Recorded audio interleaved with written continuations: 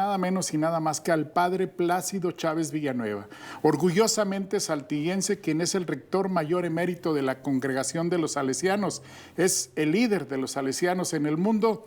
Visitó su Saltillo, estuvo aquí unos días y tuvimos la oportunidad de platicar con él. Pero ¿quién es el padre Pascual Chávez Villanueva? Veamos. ¿Quién es Pascual Chávez Villanueva? Nació en Real de 14, San Luis Potosí, el 20 de diciembre de 1947. Tras algunos años, la familia emigra a Saltillo, donde Pascual ingresa al Colegio México a cursar la educación primaria, y ahí es donde nace su vocación y madura su intención de seguir a Don Bosco. Sus padres fueron don Pascual Chávez López y doña Amelia Villanueva Galdeano, quienes llegaron a Saltillo en 1954 y adquirieron la casa ubicada en la calle General Cepeda, 347 Norte, la cual aún conserva a su familia.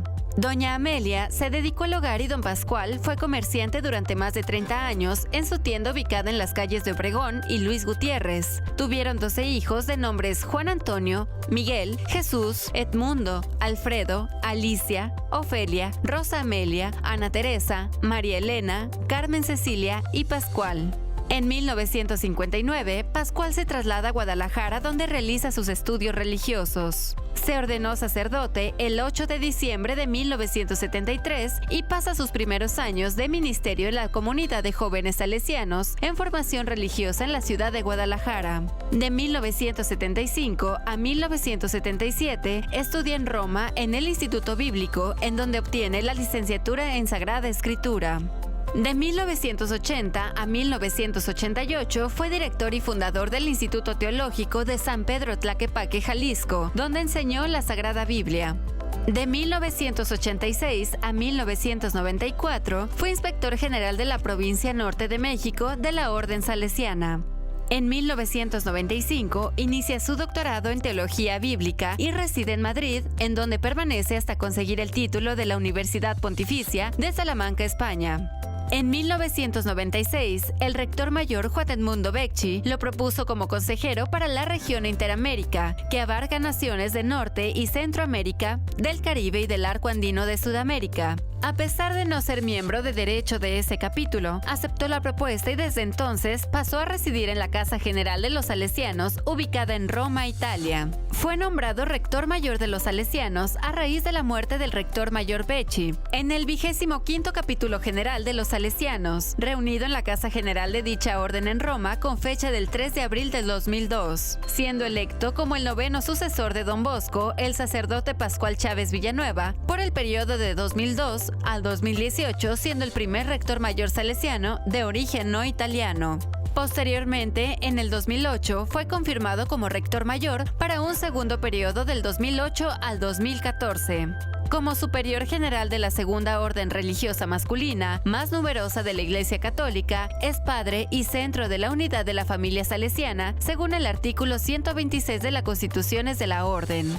Es considerado, además del sucesor de Don Bosco y el Don Bosco vivo, y tiene como función principal la animación y promoción de la unidad salesiana. El 25 de marzo del 2014, el padre Pascual Chávez concluyó su segundo periodo, pasando a ser rector mayor emérito de los salesianos y dedicándose desde entonces a compartir sus reflexiones sobre la vida consagrada en diversas comunidades salesianas en todo el mundo. Acontecimientos en su periodo. Al padre Chávez, como rector mayor, le correspondieron los siguientes acontecimientos dentro de la historia salesiana: la beatificación de Seferino Namuncurá en noviembre del 2007, la canonización de los mártires salesianos de España en octubre del 2007, los 150 años de la muerte de Santo Domingo Sabio, celebrados el 8 de marzo del 2007. Los 40 años de la celebración de Concilio Vaticano II. Los 150 años de la Congregación Salesiana, el 18 de diciembre del 2009. Por último, durante el periodo de Padre Chávez, ocurrió el fallecimiento del santo Juan Pablo II el 2 de abril de 2005, pontífice de un gran afecto por Don Bosco y la familia salesiana. Sus títulos y reconocimientos. Conciudadano del Santo Domingo Fabio, título concedido por el alcalde de Ribaosta, Italia en 2007. Doctor honoris causa en Ciencias Pedagógicas por la Universidad de Genova 2007. Doctor honoris causa en Teología por la Universidad Católica Don Bosco, Campo Grande, Brasil en 2005. Medalla al Mérito Salesiano por la Asamblea Legislativa del Estado de Río Grande del Sur de Brasil en 2004. Hijo adoptivo del pueblo, concedido por el municipio de Valsalabroso, Salamanca, España, en 2004. Ciudadano distinguido, concedido por el licenciado Enrique Martínez y Martínez, gobernador del estado de Coahuila, en 2004. Gran oficial de la Orden Heráldica de Cristóbal Colón, concedida por el presidente de la República Dominicana en 2004. Orden de la Independencia Cultural Rubén Darío, título concedido por el presidente de la República de Nicaragua en 2011.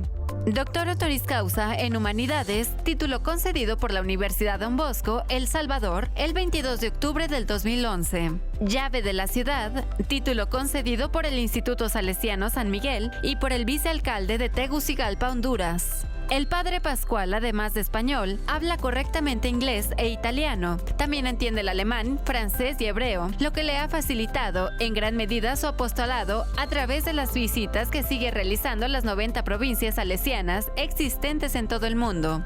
Este 8 de diciembre, el padre Pascual Chávez Villanueva celebra sus bodas de oro sacerdotales llenas de realización en estos 50 años de su vida dedicada en cuerpo y alma a favor de los jóvenes, especialmente los más pobres y abandonados, de los 133 países en los que trabaja la congregación religiosa de los salesianos.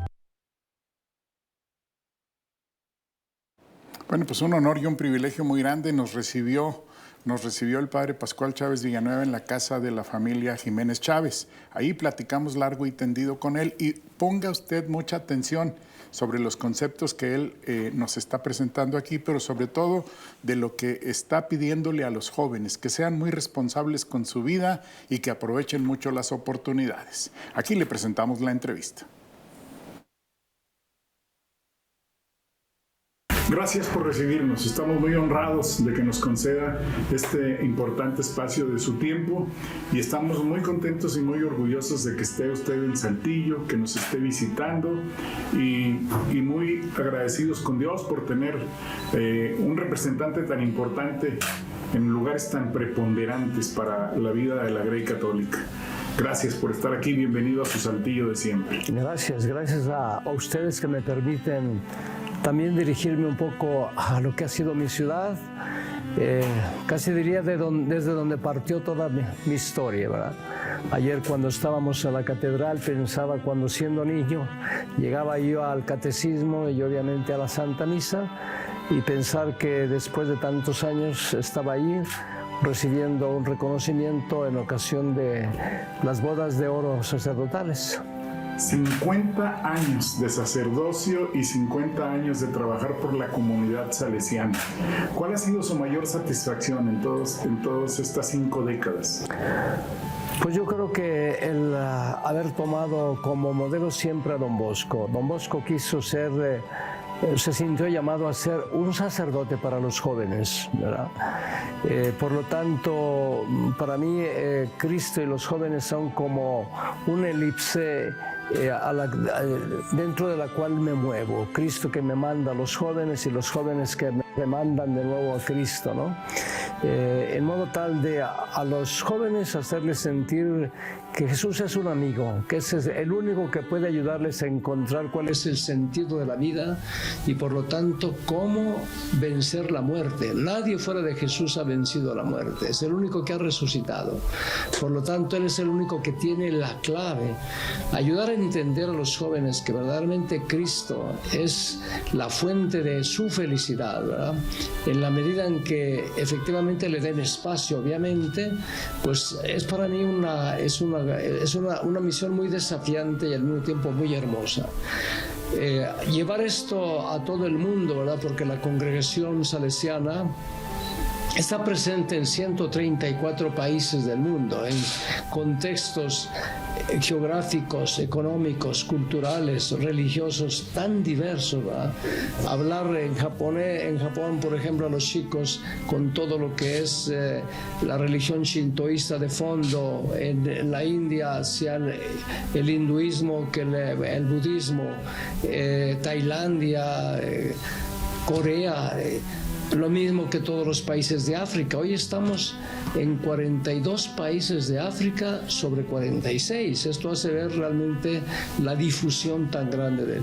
Entonces, el llevar a todas partes este mensaje de Cristo a los jóvenes para mí ha sido la experiencia más hermosa de mi vida sacerdotal.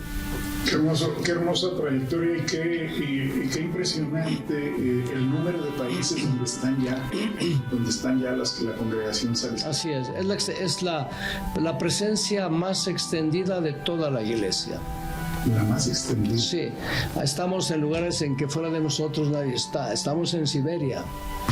En Siberia tenemos en dos presencias, en Yakutsk, que es la parte más fría del mundo. La temperatura llega a 75 grados bajo cero. Así que, pero sobre todo es el hecho de que por meses no ven la luz, es todo oscuro. Y llega el verano y todo es en cambio luz, no hay absolutamente noche, ¿no?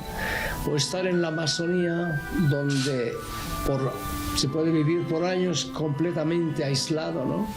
Bueno, pues ahí estamos en todos los contextos. ¿Por qué tenemos que ponerle mayor atención a los jóvenes ahorita en este mundo tan complicado? Bueno, los jóvenes en primer lugar representan siempre para una sociedad sea el presente que el futuro. El presente lo son en la medida en que efectivamente reciben oportunidades de educación, de formación profesional y de trabajo.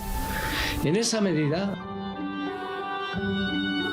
si en cambio no reciben oportunidades, se van a convertir en un problema social. ¿Por qué motivo? Pues porque quedarán marginados, quedarán excluidos. Hoy hay una palabra muy fea que el Papa Francisco usa para decir a qué grado se puede llegar, que es la palabra descartado. Porque uno puede ser muy pobre, pero está dentro de una escala social. Puede estar en el escalón más bajo, pero está dentro. Cuando se habla de una persona descartada, significa una persona que no tiene lugar en la escala social, que es un excedente social. Es muy dura esa palabra. Y por eso yo cuando hablo con los jóvenes les digo, tienen que darse cuenta que estamos en la cuarta revolución industrial. Por lo tanto, que si no toman en serio su vida con todas las oportunidades que ésta les ofrece, será muy difícil que puedan integrarse de una forma efectiva, feliz y fecunda para ellos, para sus familias, para la sociedad, si efectivamente no están a la altura. Entonces, por eso, hoy los jóvenes merecen más que nunca una grande atención, ¿verdad? Para que aprovechen todas las oportunidades que efectivamente ahora sí hay y que antes no se tenían. Así es. Don Bosco vivió en la primera revolución industrial, hoy estamos ya en la cuarta, que significa que el hombre de hoy llegará a ser un hombre con prácticamente una selección ya no natural como en el pasado, ¿verdad? Que había una selección natural de la especie, donde la gente mejor pues era la que iba prevaleciendo, ¿no? Hoy lo que tendremos es un hombre artificialmente aumentado, incluso con microchips en el cerebro, ¿no? Por lo tanto, el hecho de que sea tecnológicamente aumentado, ¿verdad?, no significa que sea humanamente más bueno, será casi como un robot, ¿verdad? Pero esto para decir que estamos viviendo en una situación en que habrá cada vez más la robótica, cada vez más de la nanotecnología, ¿verdad?, en la que muchas cosas serán hechas ya directamente por robots, como está pasando ya en tantas partes del mundo, ¿verdad? ¿Qué significa? Habrá una nueva forma de organización de la sociedad y se debe estar preparado justamente para esto, porque lo que va a suceder es que quien no tenga estas oportunidades efectivamente quedará, no digo marginado, queda excluido, ¿verdad? ¿Qué tienen los salesianos que no tienen las otras congregaciones? ¿De dónde ¿De dónde sacaron este impulso tan grande a la educación? Bueno, yo creo que para Don Bosco es un santo educador y un educador santo. No juego con las palabras. Santo educador significa, fue un santo que logró llegar a la santidad justamente trabajando por los jóvenes. Él estaba convencido de que el regalo más grande que se le puede hacer a un joven es la educación, porque la educación es el arte de aprender a ser humano, ¿verdad? A mí me gusta siempre recordar cuando hablo con los maestros cómo se origina la escuela, ¿verdad?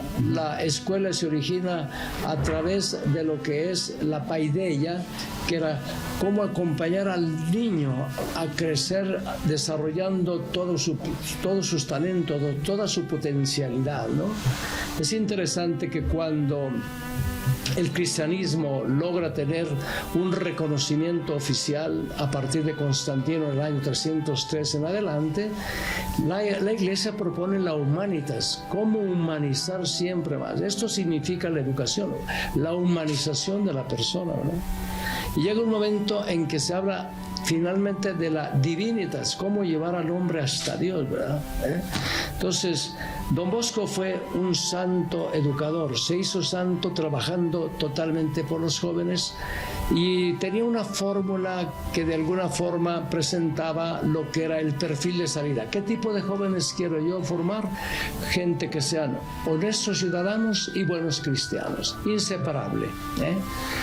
Tanto que uno de mis antecesores, el padre Egidio Vigano, decía que honestos ciudadanos porque buenos cristianos. O sea, si estaban bien formados, no podrían no tener un influjo en la sociedad. Entonces, un primer elemento es que Don Bosco es un santo educador y es un educador santo. Es un educador que supo llevar a la santidad a sus chicos. ¿Quién habría dicho que el santo más joven, no por vía de martirio, se llama Domingo Sabio, que estuvo en el oratorio de Baldoco, ahí en Turín? Llega en el 1854 y en 2 años este chico muere y es el santo más joven, Santo Domingo Sabio, ¿verdad? ¿Cuál era la fórmula? Don Bosco le decía, la santidad consiste en estar siempre alegres. A veces pensamos nosotros que ser santo es una cosa aburrida. Y es interesante que la palabra beato significa bueno y feliz. Quiere decir que por una parte viene una dimensión subjetiva. La persona quiere ser feliz a cualquier costo, ¿no? Pero a veces es feliz sin ser bueno o pretende ser feliz sin ser bueno y no existe eso. Entonces la fórmula es como ayudarle a entender que puede lograr su dimensión de plenitud y por tanto ser plenamente feliz y al ser al mismo tiempo bueno, santo. Esta es la fórmula. ¿Cuántos colegios tienen ya en todo el mundo? Bueno, nosotros somos considerados la agencia educativa más grande del mundo. Esto es según la UNESCO, ¿verdad? Porque estando en 134 países, con una red de escuelas, de centros de formación profesional, de universidades, de trabajo para chicos de la calle, ¿no? Esto significa educación formal, educación no formal, educación informal, por lo cual arribamos más o menos a 15 millones de personas cada día. ¡Qué impresionantes números! Sí, porque además de los salesianos está toda la red de la familia salesiana, las hijas de María Auxiliadora, los salesianos cooperadores, los exalumnos. Hoy tenemos 34 ramas de la familia salesiana. Don Bosco fundó 4, los salesianos, las hijas de María Auxiliadora, las salesianas, los salesianos cooperadores y los exalumnos. ¿Cómo encontró su Saltillo esta vez? Un Saltillo muy cambiado. Ha seguido desarrollándose mucho a nivel edilicio, ¿verdad? A nivel vial también, ¿verdad? Según yo, sin perder uno de los elementos que han caracterizado a Saltillo, que es la preocupación por toda la dimensión cultural, que es lo que en el fondo ayuda a humanizar las personas. Porque la cultura no significa algo intelectual, es una forma de ver la realidad, es una forma de entenderse la persona, es una forma de relacionarse entre sí. Y yo creo siendo como en el pasado la Atenas de México, justamente por eso, ¿verdad? Y siguen llegando universidades y siguen llegando tecnológicos. Estos pocos días que he estado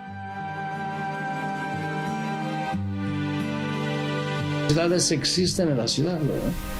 ¿Qué recuerdos le trae el Colegio México? Bueno, pues no cabe duda que el Colegio México marcó mi vida, ¿verdad? ¿Por qué motivo? Porque ahí estábamos 3 de mis hermanos. Teníamos en ese momento un director que era argentino. Teníamos a un salesiano de Holanda muy importante en la parte de la técnica, ¿verdad? En ese momento la técnica era una parte fundamental del Colmex, ahora no, porque ahora está el tecnológico Don Bosco, ¿verdad? Entonces, lo que más sorprende inmediatamente cuando entra uno en un colegio salesiano es el clima de familia, ¿verdad? Don Bosco estaba convencido que para educar la escuela tiene que ser una prolongación en el fondo de la familia, ¿no? Que debe crear un ambiente de grande confianza. Por eso cuando uno quiere conocer a un joven, no lo conoce uno en los salones, no lo conoce uno ni siquiera con los test de psicología. La forma de conocer a un alumno es en el patio. Porque en el patio el chico se manifiesta espontáneamente, tal como es. Ahí puedes ver cuáles son sus elementos positivos sobre los cuales puede crear toda una grande fuerza para desarrollar su potencial, y cuáles son aquellos elementos críticos sobre los cuales tiene que tener atención para que no vengan a prevalecer sobre la bondad de su persona, ¿no? Entonces, para mí, la cercanía de los salesianos con nosotros, ver a los salesianos jugando con nosotros, ¿verdad? Yo me recuerdo que después, cuando llegué a ser salesiano, ¿verdad?, estando en un colegio, nos veían los chicos jugando con ellos jugando todo, y no es muy bonito llegar todo sudado a seguir dando la siguiente clase, pero a los chicos, ¿qué cosa les interesa? Haberte visto jugar con ellos, ¿verdad? Esa cercanía es la que permitía que después comenzaran a abrir el corazón. Por eso se dice que el educador auténtico es aquel que logra realmente conquistarse la confianza del alumno, porque en ese momento podrá realmente hacer pasar aquellos valores que permitirán a este joven desarrollar pues toda su potencialidad, ¿no? ¿En qué barrio vivió aquí en Saltillo de niño? Bueno, siempre he vivido en la calle de General Cepeda, entre Venustiano Carranza y Aldama. Ahí está la casa de papá todavía, ahí se continúan reuniendo mis hermanas que están todavía con algunas de mis sobrinas, ¿no? Es la casa de papá, así que... ¿Le quedaba muy cerca la catedral? La catedral era mi parroquia, por lo tanto, de hecho, mi primera misa fue en el Santo Cristo. Ahí fue mi primera misa, porque me ordené y al día siguiente me vine para poder celebrar en la noche en el Santo Cristo. Ahí fue mi primera misa. ¡Qué maravilla!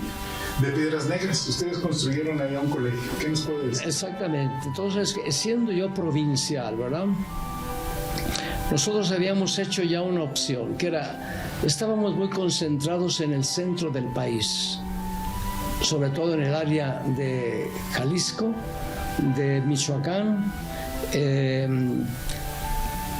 Estábamos obviamente en San Luis Potosí, en Saltillo, pero toda la grande frontera que hay entre México y en Estados Unidos no estábamos presentes, ¿verdad? Entonces fue el momento en que dijimos, tenemos que ir a la frontera. Ahora, cuando el Papa Francisco dice, hay que ir a las fronteras, a los barrios y estar ahí, nosotros dijimos, tenemos que dejar el centro, ir a las fronteras. Entonces comenzamos con Tijuana, que fue el primer gran elemento, con obras totalmente inéditas, más que un colegio, más que un centro universitario, una red de oratorios como los que creó Don Bosco, que tienen también obviamente una parte de educación formal, pero que es mucho más amplio de todo, ¿no? Sobre todo muy interesante porque el número de voluntarios que trabajan en nuestras obras de la frontera, de jóvenes que entregan 2-3 años de su vida en servicio a los demás, todo lo que son el grupo administrativo, que son laicos, que comparte con nosotros la misión, de manera que no tenemos que estar buscando recursos porque ellos son los responsables de hacerlo, ¿no? Y que nos permite estar al servicio de los jóvenes. Comenzamos con Tijuana, seguimos con Mexicali, después pasamos a Nogales, después pasamos a Ciudad Juárez, después pasamos a Piedras Negras y después pasamos a Laredo, finalmente en Acuña. Hoy tenemos a lo largo de la frontera entre México y Estados Unidos una auténtica red de presencias salesianas, ¿no? Entonces, Piedras Negras, tuvimos realmente la gracia de contar con la comprensión del licenciado Francisco Juaristi, que apoyó muchísimo inmediatamente nuestra idea de poder estar ahí, y hizo posible efectivamente la creación del Colegio Don Bosco de Piedras Negras, ¿no? ¡Qué maravilla! Qué maravilla y qué importante resultado para nuestro país el hecho de que los salesianos, la comunidad salesiana, se haya sumado de esta manera a la educación, porque a final de cuentas ustedes le están ayudando a la autoridad. Así es. De una manera importantísima. Esto en todo el mundo es así. O sea, una vez tuve la oportunidad de estar hablando delante nada menos que del primer ministro de la India.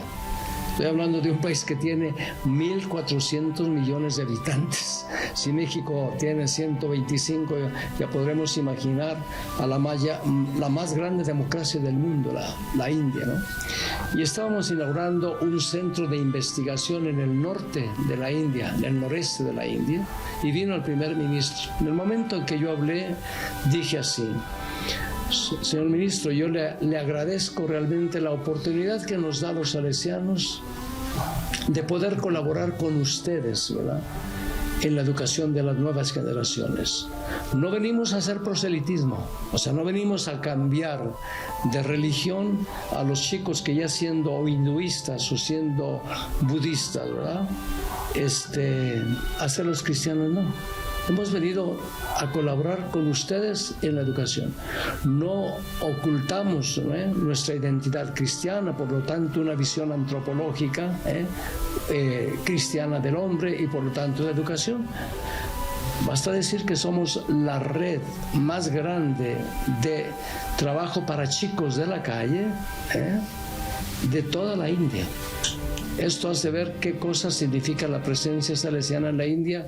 Aquí en México tenemos 2 provincias salesianas, una que tiene su sede en México y otra en Guadalajara. En la India tenemos 12 provincias salesianas. Esto hace ver la extensión de los salesianos en la India. Padre, háblenos de su relación con 3 papas.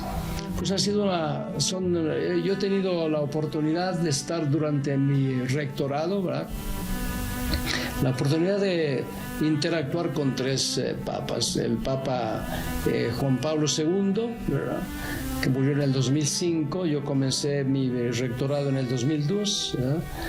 Apenas después de haber sido elegido rector mayor, tuve una grande alegría: la beatificación de 3 santos de la familia salesiana.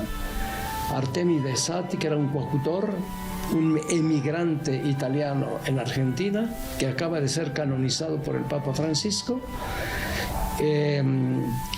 una religiosa que era originaria de Costa Rica, pero que vivió mucho tiempo, de Nicaragua, pero que trabajó mucho tiempo en Costa Rica, María Romero, y después el iniciador del trabajo con los leprosos en Colombia, el padre Luis Variara. O sea, 3 santos de la caridad.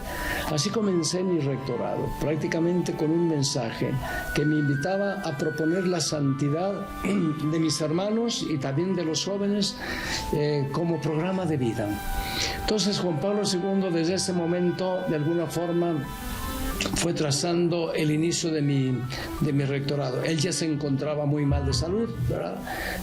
Pero yo continué cada año, como siempre, teniendo la posibilidad de un encuentro, al menos de 1 hora, en que lo ponía al tanto del camino que estaba haciendo la congregación, si había algún proyecto en particular del que necesitábamos autorización o alguna consulta que hacer. El periodo más largo fue con el Papa Benedicto.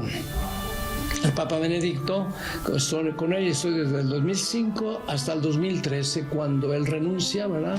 No sintiéndose ya en grado. Y tenía la fortuna de encontrarlo muchísimas veces, ¿verdad? En primer lugar, porque yo era presidente de la Unión de Superiores Generales, o sea, de todas las congregaciones, por 6 años.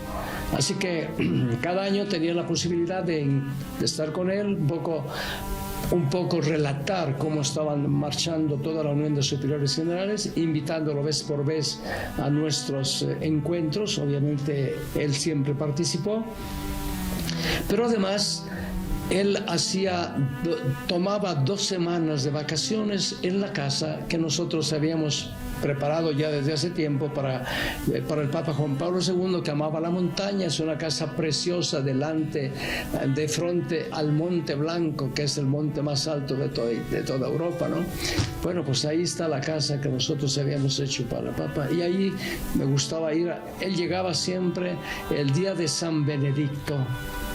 El día de San Benedicto de Nursia, él llegaba ahí, así que yo lo recibía, ¿verdad? Junto con toda su comitiva, le dejaba la casa y comenzaban a atenderlo mis hermanos de una comunidad cercana. Así que era otra oportunidad en que volví a tener el encuentro. Además, obviamente, de los encuentros personales ya como rector mayor, no solamente como presidente de la Unión. Con el Papa Francisco, bueno, tuve la gracia de conocerlo simplemente cuando era arzobispo de Buenos Aires, pero sobre todo haber participado junto con él a la asamblea, a la 5ª conferencia del episcopado latinoamericano en La Aparecida, Brasil, ¿verdad? Entonces, estar 2 semanas viéndonos continuamente, trabajando juntos, pues ha sido una experiencia. Después, obviamente, como rector mayor, pues viene. Pero él comienza en el 2013 y yo termino en el 2014, ¿verdad? Así que, pero he seguido ahí encontrando y teniendo la posibilidad de verlo. ¿Qué ha sido lo más importante desde su punto de vista del papado de Francisco? Pues yo creo que es una visión en la que ha querido realmente darle a la Iglesia un sabor más evangélico. O sea, casi hacer sentir la Iglesia como era la Iglesia de los orígenes, quizás sin tanta parafernalia, ¿no? Con mayor sencillez. Hay que decir que la cercanía al pueblo la ha tenido desde, basta pensar en Pablo VI, Juan XXIII, ¿verdad? Es decir, desde ese periodo, después del Concilio Vaticano II, la Iglesia ha venido siempre, casi diría, renovándose, tratando de ir siempre más a lo que es la Iglesia de los orígenes, ¿no? Una Iglesia más sencilla, más cercana a la gente, una Iglesia más atenta a la situación que está viviendo la humanidad para poder acompañarla con una mayor sensibilidad también a otras situaciones diversas que está viviendo el mundo, ¿verdad? Entonces, desde ese punto de vista, pero para mí Francisco ha querido darle a la Iglesia, como decía, un tono más evangélico, ¿no? De ahí su sencillez, de ahí sus opciones de continuamente hablar de la gente más pobre, de la más necesitada, y lo hace, no solamente por la forma en que él vive, ¿verdad? Ya sabemos que prefirió vivir en la casa de Santa Marta más que en el Palacio Apostólico. Él dice que es fundamentalmente porque le gusta estar con la gente, y de hecho en la mañana pues él tiene siempre la gente en la iglesia donde él celebra ahí mismo, pues llena. Después le gusta caminar, le gusta sobre todo usar medios de transporte muy pobres y muy sencillos. Por ejemplo, ir a Nueva York y después de hablarle nada menos que al Congreso de Estados Unidos, o hablar a la ONU y salir con un coche Kia, no con una limusina, ¿no? Y ir a comer con los clochards, con los ancianos, con los que viven en la calle, a comer con ellos en lugar de no sé qué tipo de recepción, ¿verdad? Esto retrata muy bien la figura de Francisco. Y de Don Bosco. Y de Don Bosco, obviamente, porque pues él no sé si sabían que sus padres se casaron en nuestra iglesia de María Auxiliadora de Buenos Aires, que él fue bautizado en la iglesia de María Auxiliadora, que cada 24 de mes iba a honrar a María Auxiliadora. Me confió que cuando fue nombrado obispo, la primera cosa que hizo fue ir al santuario de María Auxiliadora de Buenos Aires en Almagro a confiar en María Auxiliadora este nuevo ministerio como obispo, ¿no? Sí. Una gran experiencia. Sí, sí. ¿Qué le falta por hacer al padre Pascual Chávez Villanueva? Pues nada, seguir haciendo lo que he hecho hasta ahora, que es dejarme llevar por Dios. Yo nunca programé mi vida. Nunca programé llegar a ser director de un instituto teológico y fundarlo. Y ya hemos celebrado apenas ahora 40 años de ese instituto teológico que ha visto pasar generaciones de salesianos que han recibido ahí su formación sacerdotal. Nunca pensé ser provincial, ¿verdad? Nunca pensé ser consejero regional de una región que comprende desde el Canadá hasta Bolivia. Nunca pensé en ser rector mayor. Es el Espíritu el que me ha guiado y es Dios el que me ha llevado adelante. Así que lo que quiero es seguir haciendo realidad el sueño de Dios sobre mí. Dios soñó a un Pascual Chávez, sacerdote salesiano, y yo quiero hacer que su sueño se haga realidad y que no se convierta en una pesadilla. ¿De dónde saca tanta vitalidad? ¿Qué es lo que lo mueve? ¿Cuál es su más grande motivación? Bueno, yo creo que en primer lugar la vida espiritual, o sea, la fuente está siempre en Cristo, ¿verdad? Desde que me levanto en el primer momento del día digo, todo sea para tu gloria, todo sea para tu gloria, que todo sea según tu voluntad y que yo pueda ser un instrumento tuyo, de tu ternura, de tu cercanía a la gente. Y eso es lo que quiero hacer, ¿no? Entonces, por una parte esto y por otra parte siempre estar atento a las necesidades de los otros, especialmente a todo lo que se refiere a la misión entre los jóvenes. ¿Algo que se me haya pasado? Pues no, yo creo que ha habido una cobertura muy amplia de tantos temas, ¿verdad? Su mensaje a los saltillenses y a los coahuilenses. Bueno, yo diría esto, que me siento muy orgulloso de ser saltillense, que sin quererlo soy un embajador de Saltillo, en el sentido que andando por todas partes la gente al final sabe de dónde soy, ¿verdad?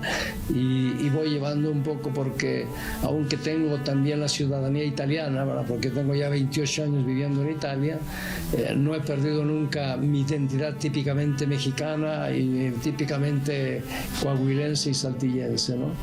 Entonces, estar orgullosos de sí mismos, tener un grande sentido de pertenencia, ¿no? El saber que hoy lo que importa, porque es lo que está más en crisis, es la ciudadanía. La ciudadanía consiste en que realmente cada persona pueda tener acceso a todos los grandes elementos de lo que son los derechos humanos, ¿verdad? Porque los derechos humanos son 4 elementos fundamentales: que todo mundo tenga casa, que todo mundo tenga educación, que todo mundo tenga salud, que todo mundo tenga trabajo. Y la ciudadanía significa no vivir de lo que me pueden dar, sino que el Estado y la sociedad me asegure esto. Y obviamente yo me tengo que comprometer a ser un ciudadano proactivo, es decir, responsable. Muchas gracias a ustedes. Muchísimas gracias. Muy amable. Gracias por su tiempo. Gracias.